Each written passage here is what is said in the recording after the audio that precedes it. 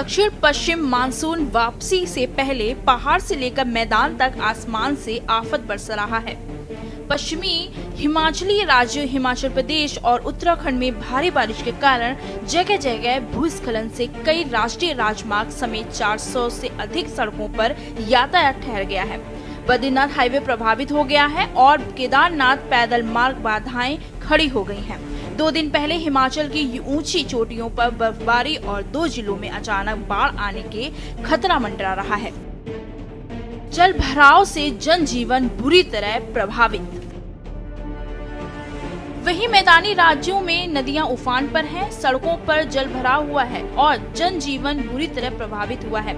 आपको बता दें कि अभी कम से कम 3 दिन राहत नहीं मिलती दिखाई दे रही है। मौसम विभाग ने मध्य प्रदेश और छत्तीसगढ़ समेत 18 राज्यों में भारी से लेकर बहुत भारी बारिश की जो चेतावनी दी थी वो सटीक लग रही है। आईएमडी के मुताबिक पूर्वोत्तर बंगाल की खाड़ी के ऊपर बने कम दबाव के क्षेत्र के कारण पश्चिम बंगाल के गंगा किनारे वाले क्षेत्रों, उड़ीसा और झारखंड में भारी बारिश होने की संभावना है। विभाग ने कहा है कि उत्तर पश्चिम उत्तर प्रदेश के ऊपर भी कम दबाव का क्षेत्र बना है और इसकी वजह से उत्तर प्रदेश और उत्तराखंड में भारी बारिश हुई है। आईएमडी ने उड़ीसा, पश्चिम बंगाल और दक्षिणी छत्तीसगढ़ में घनघोर बारिश को लेकर अलर्ट जारी किया गया था। इसके अलावा झारखंड, उत्तर प्रदेश, मध्य प्रदेश, झारखंड, सिक्किम, मध्य महाराष्ट्र, गुजरात और पूर्वोत्तर के सभी राज्यों में भारी की चेतावनी दी गई थी। उत्तराखंड में हालात खराब।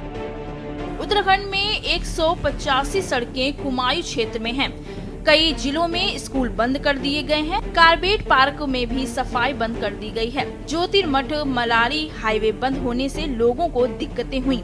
केदार घाटी में रुक रुक कर बारिश होने से केदारनाथ पैदल मार्ग से दूसरे दिन भी यात्रा शुरू नहीं हो सकी। घने कोहरे के कारण हेलीकॉप्टर भी उड़ान नहीं भर पा रहे हैं। वहीं शिवालिक की पहाड़ियों में लगातार हो रही बारिश के कारण हरियाणा में हथनी कुंड बैराज का जल स्तर बढ़ गया है। हथनी कुंड बैराज तकरीबन 22,493 क्यूसेक पानी दर्ज किया गया। अभी बैराज में इतना पानी आने से कोई फर्क नहीं पड़ा है, लेकिन अगर जल स्तर और बढ़ता है तो बैराज के गेट खोलने पड़ेंगे और ऐसी स्थिति में दिल्ली में बाढ़ का खतरा पैदा हो जाएगा। राज्य में भारी बारिश का खतरा बरकरार। जैसे कि हमने बताया कि मौसम विभाग ने 2 केंद्र शासित प्रदेशों समेत कुल 11 राज्यों में भारी बारिश की चेतावनी जारी की है। मौसम विज्ञान विभाग के मुताबिक सर्वोत्तर छत्तीसगढ़ पर बने दबाव के उत्तर प्रदेश की ओर बढ़ने की संभावना है और उत्तरी मध्य प्रदेश और दक्षिण पूर्व उत्तर प्रदेश के भारी से भारी बहुत भारी बारिश की सिलसिला बरकरार रह सकता है। उत्तराखंड, हरियाणा और चंडीगढ़ में भारी बारिश की संभावना है। वहीं पश्चिम उत्तर प्रदेश और पूर्वी राजस्थान में झमाझम बारिश की उम्मीद है। पश्चिम मध्य प्रदेश, नागालैंड, मणिपुर, मिजोरम, त्रिपुरा, अंडमान और निकोबार से भारी बारिश की चेतावनी जारी की गई है। यूपी में पानी ही पानी। आपको बता दें कि अभी उत्तर प्रदेश के कई इलाकों में तेज बारिश की सिलसिला जारी रहेगा, जिसकी वजह से कुछ जिलों में बाढ़ जैसी हालात बने हुए हैं। यूपी के मिर्जापुर में लगातार बढ़ रहे गंगा के पानी के कारण बाढ़ की स्थिति है। गंगा का पानी इस समय चेतावनी बिंदु तक पहुंच चुका है।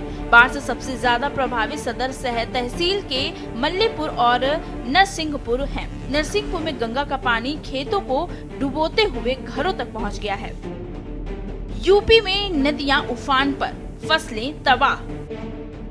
गंगा में सबसे ज्यादा पानी की बढ़ोतरी पिछले 24 घंटों में हुई है, जिसके कारण किसानों की पूरी फसल डूब गई है। हरिसिंहपुर में तो घरों तक पानी पहुंच गया है, वहीं लोगों के घर और झोपड़ियां डूब गई हैं। गंगा नदी एक बार फिर उफान पर है और पूर्वी उत्तर प्रदेश के चंदौली में भी बाढ़ का खतरा मंडराने लगा है। चंदौली में गंगा का जल स्तर लगातार तेजी के साथ बढ़ रहा है और गंगा नदी का पानी गाँव के पास तक पहुँच गया है। ऐसे में गंगा नदी के किनारे रहने वाले ग्रामीणों में एक तरफ जहाँ बाढ़ को लेकर चिंता बढ़ गई है, वहीं गंगा के तटवर्ती इलाकों में खेती करने वाले किसानों का भी काफी नुकसान हुआ है। आपको बता दें कि मथुरा में लगातार 2 दिन से बारिश हो रही है। बारिश के बाद मथुरा प्रशासन की टीम ने भारी बारिश के कारण हुए जलभराव और हानि के संबंध में छाता तहसील के कई गाँवों का निरीक्षण किया। जिलाधिकारी ने किसानों उनसे वार्ता की और उनकी समस्याओं को सुना और उनके खेतों में हुए जलभराव का अवलोकन किया।